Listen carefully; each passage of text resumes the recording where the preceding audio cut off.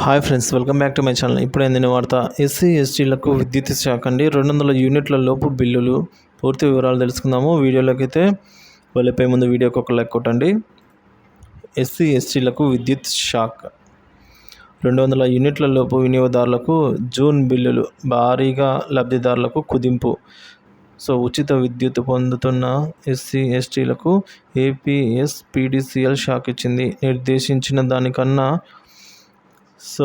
మేలో తక్కువ విద్యుత్ వినియోగించిన వారికి కూడా జూన్లో బిల్లులు వచ్చాయండి. లబ్ధిదారుల సంఖ్య కుదించడానికి గాను 6 స్టెప్ వ్యాలిడిటీని ఆధారంగా చేసుకొని ఈ బిల్లులు ఇచ్చినట్టు తెలుస్తుంది.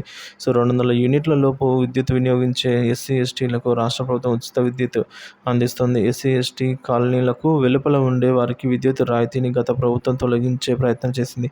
దీనిపై వ్యతిరేకత రావడంతో వెనక్కి తగ్గింది. అయితే తాజాగా ఎన్నికలు ముగిసిన వెంటనే నూతన ప్రభుత్వం ఏర్పాటయ్యే క్రమంలో మరో రూపంలో బిల్లుల వసూలుకు అయితే విద్యుత్ సంస్థ పూనుకుంది. 200 యూనిట్కు తక్కువ వినియోగించిన అనేక మంది ఎస్సీ ఎస్టీలకు బిల్లులు ఇచ్చింది. కృష్ణా జిల్లా చెలపల్లి మండలం వెలువోలుకు చెందిన ఎస్సీ వినియోగదారుడు కుంపటి బేబీ సరోజినికి 72 యూనిట్లకు రూ. 250 చెల్లించాలని, కుంపటి బాబురావుకు 96 యూనిట్లకు 250 చెల్లించాలని బిల్లులు వచ్చాయి. ఈ గ్రామంలోని ఎస్సీ ఎస్టీలకు సంబంధించి కట్ట అచ్చమ్మకు 110 యూనిట్లకు గాను రూ. 438.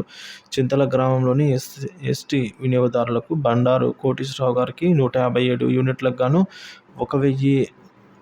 1,106 అంటే రూ. 1,106 బిల్లులు వచ్చాయి.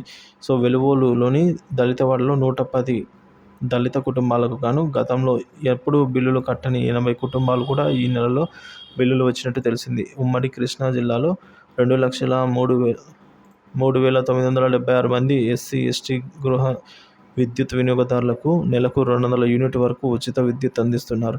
తాజాగా వీరిలో అనేక మంది బిల్లులు కట్టాల్సిన పరిస్థితి అయితే ఏర్పడింది ఫ్రెండ్స్. మొత్తానికి చూసుకున్నట్లయితే లబ్ధిదారులందరూ ఆందోళనలో ఉన్నారు.